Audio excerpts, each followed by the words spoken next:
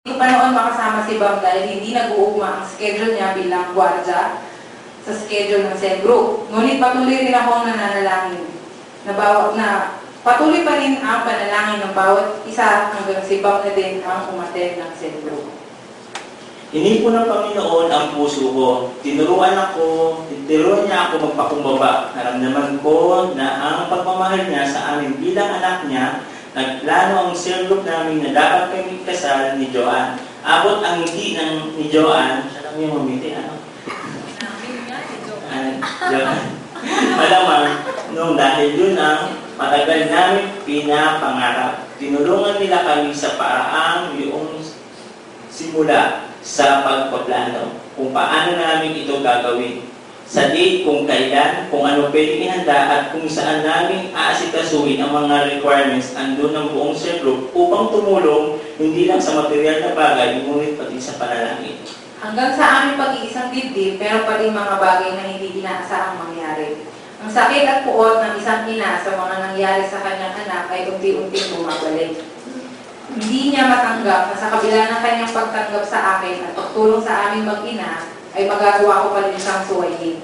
Naging mahirap ito para sa akin. Masakit dahil siya na lang ang aking magulang at siya na din ang inaasahan ko mag-ahalin sa akin sa altar.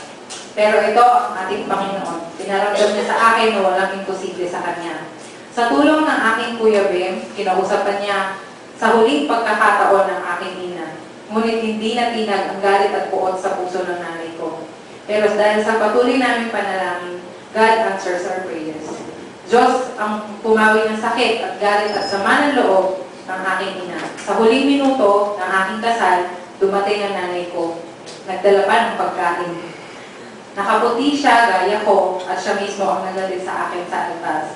Yun ang bagay na hindi ko malilimutan sa aking buhay. Hindi namin alam paano din kami nakarating sa puntong iyon. Pero dahil sa grace ng Panginoon, kami ay muling niyang inubog. Pagkatapos ng aming kasal, alam namin na binigyan kami muli ng panibagong pagkakataon ng Diyos na ituloy ang aming buhay bilang mag-asawa na kasama siya. Naging sunod-sunod ang blessing na binigay niya sa amin na pag-aral si Joanne. Nagkaroon ako ng ibang trabaho at ngayon ako isang regular employee niya.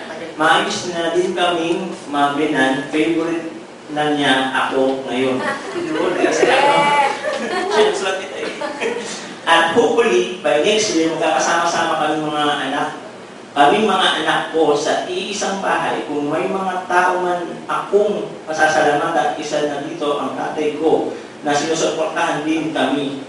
Siya ang nag-aalaga sa 2 anak sa Nueva Ecija as of right now dahil nagtatrabaho din ang ina ng 2 kong anak. Si Beth na hindi nagsawa sa amin na ibahagi kung gaano kabuti ang ating Panginoon, sina Pastor Jun at Ate Ginger, sa patuloy kaming tinatanggap sa kabila ng aming pagkakamali at higit sa lahat ang mga cell group na tumatayo pamilya namin. Kayo ay naging bahagi ng aming buhay, nagsilbing gabay at patuloy na makakasama namin upang bigyan at papuri at pasasalamat ang ating Panginoon. At ngayon, kami ay tumatayo sa inyong harapan, hindi para ipagmalaki ang mga kasalanan ng noong nagawa. Bagkus, gusto namin ibahagi sa inyo paano kami natuto sa aming pagkakamali.